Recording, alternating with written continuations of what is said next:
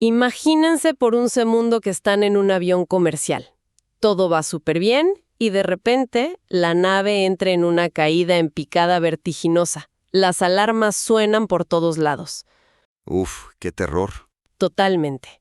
Pero imagínense que el piloto, en lugar de, no sé, jalar la palanca para corregir el rumbo, saca un marcador permanente, voltea el panel de instrumentos y decide pintar una gran sonrisa feliz justo sobre el vidrio. O sea, cruzando los dedos para que un dibujo solucione la caída. Exacto, cruzando los dedos. Sería una absoluta locura.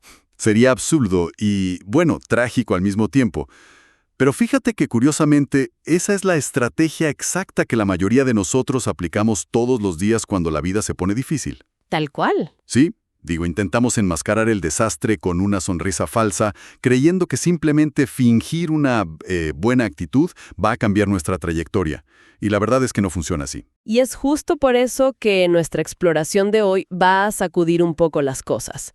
Nos vamos a sumergir en un material fascinante, derivado del libro Actitud de Vencedor de John C. Maxwell. Un clásico, de hecho. Sí, un clásico. Son más de 120 páginas de disección psicológica pura sobre lo que realmente significa esta fuerza invisible que llamamos actitud. Porque, a ver, no se trata de pararse frente al espejo a sonreír. Claro, no es pensamiento mágico. Para nada. Es entender cómo se cablea nuestra mente desde que somos niños, por qué a veces colapsamos ante la presión y, lo más importante, cómo reprogramar ese panel de control interno. Que es la parte que todos quieren saber, ¿no? Exacto. Ahora, para ser totalmente transparentes con quienes nos escuchan, tenemos que mencionar una regla de imparcialidad que vamos a usar hoy. El autor ilustra muchísimos de estos principios utilizando relatos milenarios. Ajá, historias religiosas, figuras bíblicas e históricas como David o Pablo. Sí, esas mismas. Y nuestra regla aquí va a ser extraer la genialidad psicológica de estas historias, ¿verdad? Las vamos a tratar como lo que son en este contexto de análisis. O sea, estudios de caso magistrales sobre la resiliencia y la condición humana. Exactamente, dejando de lado cualquier lente dogmático o religioso. Y yo creo que es el enfoque correcto, la verdad. Porque cuando le quitas el barniz cultural a esas narrativas, lo que te queda es un análisis súper crudo de cómo los seres humanos procesan el miedo, cómo procesan el fracaso, la incertidumbre. 100%. La actitud, al final del día, y viéndolo desde este ángulo, es un mecanismo de supervivencia universal. Bueno, vamos a desempacar esto. Porque antes de hablar de cómo transformar nuestra realidad y volar alto, necesitamos entender de qué estamos hablando realmente. Definir los términos. Claro, el material arranca con esta analogía del avión que mencionamos al principio. El autor cuenta que va volando con un amigo piloto y observa un instrumento súper específico, el indicador de actitud. Que es fundamental en la aviación. Vital. Y básicamente te dice dónde está la nariz del avión en relación con el horizonte. Nariz arriba, subes. Nariz abajo, bueno, te estrellas. Y lo fascinante aquí es que este instrumento no evalúa las condiciones externas.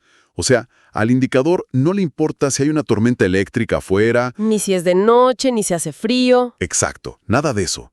Solo mide la postura interna de la nave. Y si llevamos esto a la psicología humana, el indicador de actitud de una persona no es su cuenta bancaria. Ni su currículum. No, ni los títulos que tiene. Es la postura con la que su mente decide enfrentar la realidad que tiene enfrente, sea cual sea. ¿Sabes que hay una historia graciosísima en las notas que ilustra perfecto por qué no podemos simplemente pintar la sonrisa en el panel y ya? Ah, ¿la del niño castigado? Esa misma. Habla de un niño al que su mamá castiga y lo obliga a sentarse en una silla en el rincón.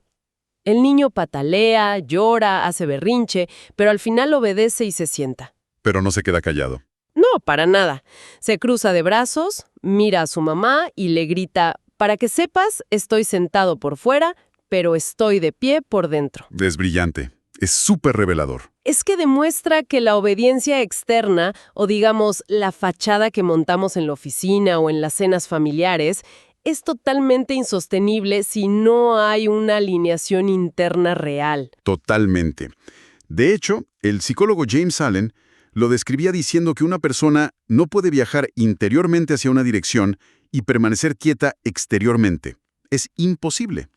Porque el cuerpo te delata. Exacto.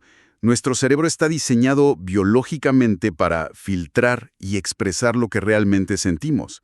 Si por dentro estás resentido o te sientes derrotado, eso se va a filtrar sí o sí. En el tono de voz. En el tono de voz, en microexpresiones faciales, en tu lenguaje corporal.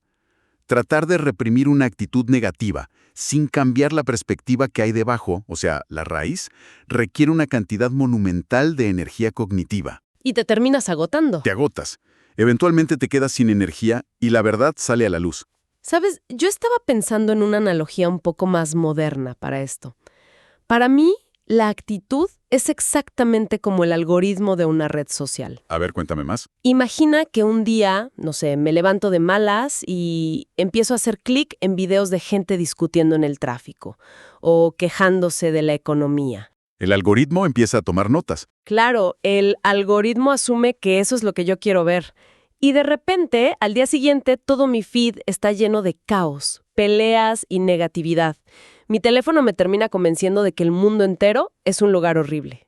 Es una comparación perfecta porque tu cerebro hace exactamente lo mismo a través de algo que se llama el sistema reticular activador. Ah, sí, el filtro del cerebro. Tal cual. Ese sistema filtra la realidad para que coincida con tus creencias. Si tu algoritmo interno, por usar tu término, está configurado en modo víctima, Vas a ignorar todo lo bueno. vas a ignorar las oportunidades por completo y solo vas a ver las amenazas, los insultos, los problemas. Y esto conecta directo con otra anécdota del material que me encantó, que es la del abuelo y el queso Limburger. Esa historia es buenísima. Es que es muy gráfica. Resulta que este señor se queda dormido en el sofá y sus nietos deciden hacerle una broma. Le untan queso Limburger, que aparentemente huele a calcetines súper sucios, justo en el bigote. Directo bajo la nariz. Sí, el abuelo se despierta, olfatea el aire y dice, uy, esta sala huele mal. Se levanta, va a la cocina, olfatea y dice, la cocina también huele mal. Todo apesta. Sale de la casa, respira hondo en la calle y exclama, el mundo entero apesta. Es la proyección en su máxima expresión. O sea, cuando llevamos ese queso apestoso en nuestro propio bigote, es decir, cuando nuestra perspectiva ya está manchada, estamos súper convencidos de que el problema son todos los demás. Claro, es mi jefe, es mi pareja, es la economía, es el gobierno. Exacto. No nos damos cuenta de que somos nosotros mismos los que llevamos ese filtro contaminado a cada habitación en la que entramos. Y el texto lleva esto a un nivel muy práctico, con una historia clásica en el mundo de los negocios. La de los dos vendedores de zapatos. Ah, los que envían a la isla. Sí, en los años 50.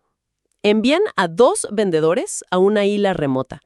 El primer vendedor llega, ve que nadie en la isla usa zapatos y manda un telegrama urgente a la oficina diciendo, regreso en el primer barco. Nadie usa zapatos. Fracaso total.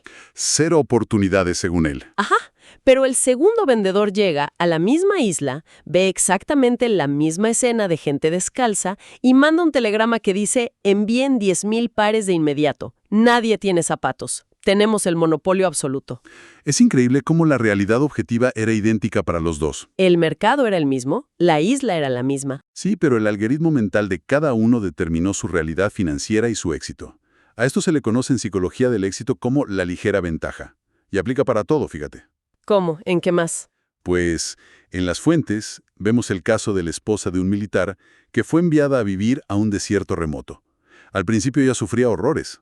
Claro, las condiciones deben haber sido durísimas. Odiaba el calor, el polvo, la soledad. Solo veía lodo y miseria. De hecho, estaba a punto de empacar sus cosas y abandonar su matrimonio.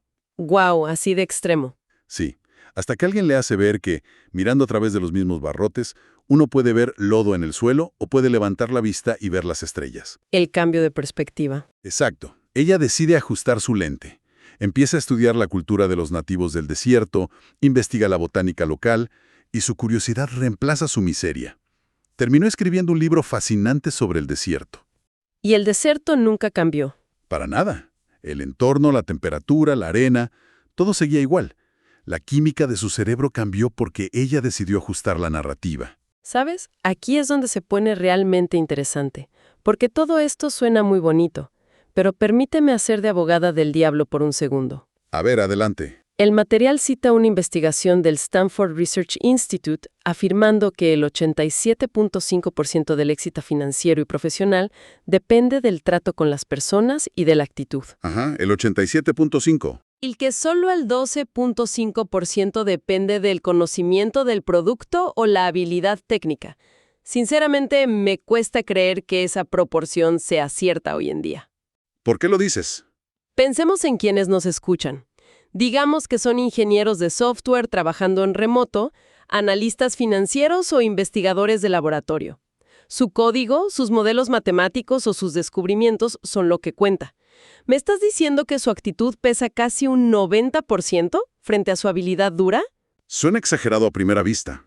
Suena a exageración motivacional total. Bueno, si conectamos esto con el panorama general del mundo laboral moderno, te prometo que la estadística cobra un sentido brutal. El texto refuerza esto con otro análisis gigantesco, esta vez de Telemetrics International, sobre 16.000 ejecutivos. 16.000 es una muestra enorme. Sí, es masivo. Y piensa en esto, puede ser el programador más brillante del planeta, un verdadero genio del código. Ese es tu 12.5%. Ok. Pero si eres arrogante, si no aceptas retroalimentación, si tu actitud es súper tóxica, nadie va a querer integrar tu código, ningún gerente va a ponerte a liderar un equipo y ningún inversor te va a dar capital. O sea, te aíslas. Te vuelves inoperable en un sistema social. Los grandes realizadores del estudio no solo sabían su oficio, que es obvio, la diferencia abismal era que veían a sus colegas con optimismo, pedían consejos y colaboraban. Entonces la actitud funciona de otra manera. La actitud no reemplaza el conocimiento técnico, funciona como su multiplicador. Imagina un conocimiento nivel 100, multiplicado por una actitud colaborativa de 0. Te da un impacto total de 0. Exactamente, matemáticas simples. Un multiplicador. De acuerdo, esa perspectiva sí me cambia las cosas. No es que el conocimiento no importe, es que sin la interfaz humana adecuada, ese conocimiento se queda encerrado en un cajón. Tal cual. Pero esto me lleva a una gran frustración. Si la actitud es este multiplicador mágico que altera nuestra realidad, ¿por qué la mayoría de nosotros parecemos tener un algoritmo negativo por defecto? Es una excelente pregunta. Nacemos con la nariz del avión apuntando hacia abajo. No, definitivamente no nacemos así, nos programan así. El axioma que se menciona en las notas es crudo pero real. Dice, es difícil volar con las águilas cuando te obligan a vivir con los pavos. ¡Auch! Suena duro. Lo es. Durante nuestros años formativos, absorbemos la postura frente a la vida de nuestros padres, nuestros maestros y amigos, casi por pura ósmosis neuronal. Claro, el famoso contagio emocional. Y hay una historia sobre Casey Stengel en Las Fuentes, ¿verdad? Sí, el legendario manager de béisbol. Él manejaba esto del contagio de forma súper radical. Cuentan que en el vestuario siempre separaba físicamente a los jugadores talentosos de los que tenían mala actitud. Como si estuvieran enfermos. Exacto. Él sabía que el cinismo es un virus altamente contagioso. Si pones a un novato entusiasta al lado de un veterano amargado, en 2 semanas no tienes a un veterano motivado. Tienes a 2 amargados. Tienes a 2 amargados, tal cual. Y así, lentamente, es como se construyen los límites invisibles en nuestra cabeza. Piensa en la metáfora clásica del elefante de circo y las pulgas que destaca el autor. Uf, la del elefante es tristísima, pero muy real. Sí, al elefante bebé lo atan a una cadena súper pesada y una estaca de acero. El animal intenta liberarse, gira y tira, pero su fuerza no es suficiente. Su cerebro registra una creencia absoluta, no puedo escapar. Se rinde. Se rinde.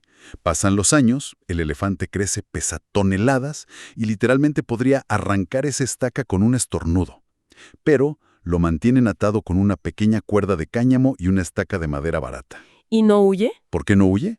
Porque la cadena ya no está en su pierna. Ahora la cadena está en su mente. Es fuertísimo. Y lo mismo pasa con las pulgas entrenadas en un frasco.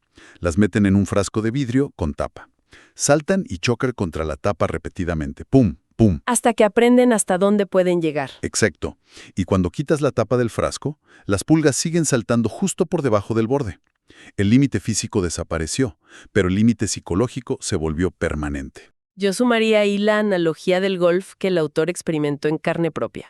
Ah, claro, cuando intentó jugar solo. Sí, él intentó aprender a jugar golf por sí solo, sin instructor, y desarrolló un swing terrible.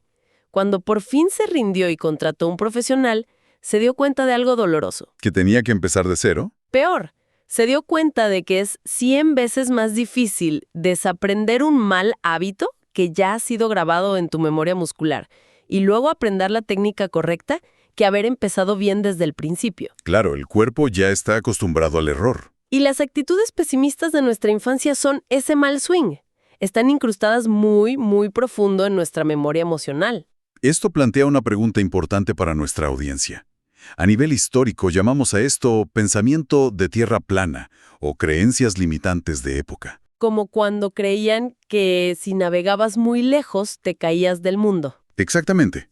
Durante siglos, la actitud predominante y el consenso absoluto de los expertos era que la Tierra era plana. Esa simple idea actuaba como una tapa invisible, como la del frasco de pulgas sobre la exploración humana. Los mantenía cerca de la costa. Sí, y fue esa misma actitud la que les dijo a los hermanos Wright que intentar volar una máquina de metal era una completa locura. Porque las máquinas pesadas no vuelan. Ese era el consenso. Todos nosotros operamos bajo nuestras propias creencias limitantes. Cosas como, en mi familia nadie hace dinero, o soy pésimo para hablar en público, o a mi edad ya no puedo cambiar de carrera. Las famosas tapas del frasco. Tal cual.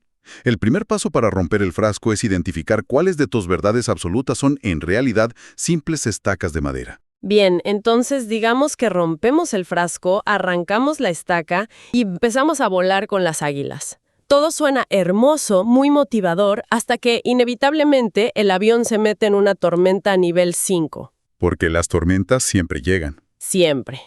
La presión, las crisis económicas, el fracaso real. ¿Qué pasa con nuestra actitud cuando la vida nos golpea de verdad? Y no es solo teoría. El material divide estas tormentas en internas y externas, empezando por la tormenta interna más paralizante de todas. El terror a equivocarnos. El miedo al fracaso, exacto. Es que el miedo al fracaso es el saboteador interno perfecto, porque nos convence de que es mucho mejor no intentar nada nuevo para no sufrir. Para protegernos. Ajá. Pero el autor nos invita a revisar el historial de alguien como Abraham Lincoln. Su currículum antes de llegar a la presidencia es un monumento al desastre. Yo no sabía que había fracasado tanto. Quebró en los negocios repetidas veces, sufrió un colapso nervioso por la muerte de su pareja, perdió elecciones para la legislatura estatal, fracasó en su intento de entrar al Congreso, perdió la carrera para el Senado. Una locura de derrotas. Si su indicador de actitud hubiera estado conectado a sus resultados a corto plazo, te aseguro que habría abandonado la política a los 30 años. Lincoln entendió algo vital, y es que el fracaso no es un tatuaje permanente, es simplemente retroalimentación de que el enfoque anterior no funcionó. Y luego está cómo reaccionamos cuando el desastre es masivo e injusto. La historia del incendio en el laboratorio de Thomas Edison me dejó sin palabras, la verdad. Es una de mis favoritas. Es que, imagínate, era diciembre. Edison ya era un hombre mayor, y su laboratorio, que contenía prototipos invaluables y años de investigación sin asegurar, arde en llamas. Todo el trabajo de su vida quemándose. Todo. Es un fuego incontrolable. Cualquier persona razonable se habría tirado al suelo a llorar. ¿Sabes cuál fue la reacción de Edison? A ver. Mandó a llamar a su hijo y le dijo: «Ve a buscar a tu madre y a sus amigas. Nunca volverán a ver un incendio tan espectacular como este». Es increíble el nivel de control. Y al día siguiente, mirando las cenizas humeantes, su única declaración fue: «Gracias a Dios se quemaron todos nuestros errores. Reconstruiremos». Esa es la demostración suprema de que tienes el control del algoritmo del que hablábamos. 100%. Pero también debemos hablar de las tormentas externas continuas. No todo es un gran incendio. A veces es la crítica constante del día a día. El autor rescata una imagen cómica de un viejo programa de radio estadounidense, Amos y Andy. Ay, esa anécdota es rarísima, pero muy buena. Sí, resulta que Amos está tan harto de que su compañero Andy le golpee el pecho con el dedo cada vez que lo critica o le reclama algo, que toma una decisión totalmente absurda. Se vuelve loco. Sí, se ata un cartucho de dinamita al pecho, bajo la camisa, y dice muy serio: «La próxima vez que me golpee el pecho con el dedo, le voy a volar la mano». Olvidando por completo que él mismo volaría en 1000 pedazos. Exacto. Es una imagen grotesca, sí, pero refleja exactamente lo que hacemos con el resentimiento.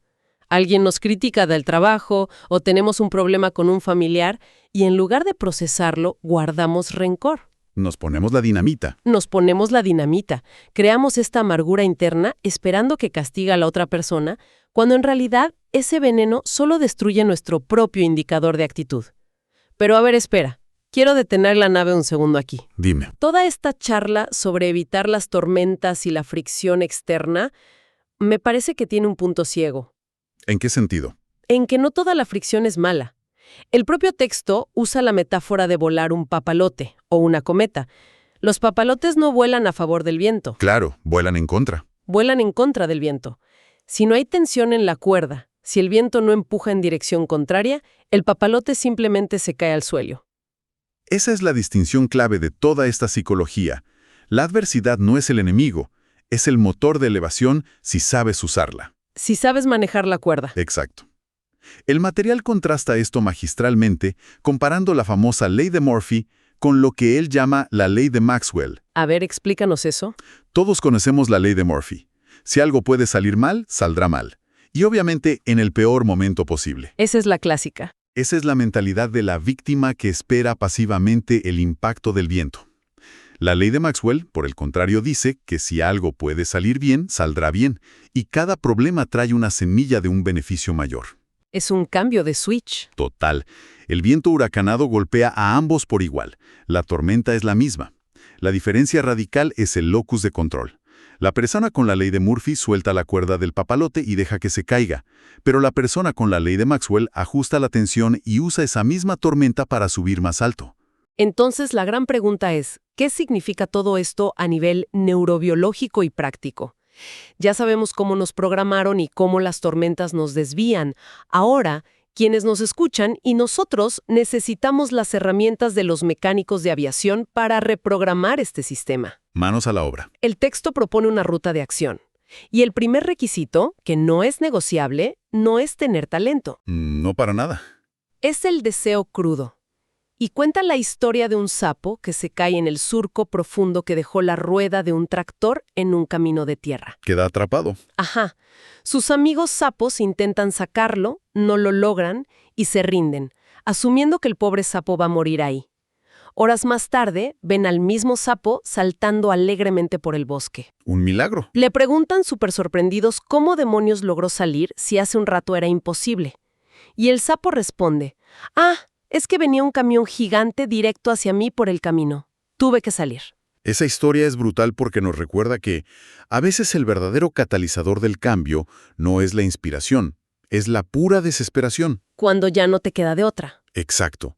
Cambiamos de actitud y de vida cuando el dolor de quedarnos exactamente donde estamos supera por fin al terror de intentar algo nuevo. Pero a ver, el miedo al camión solo te saca del hoyo de la llanta, no te da una dirección hacia dónde saltar.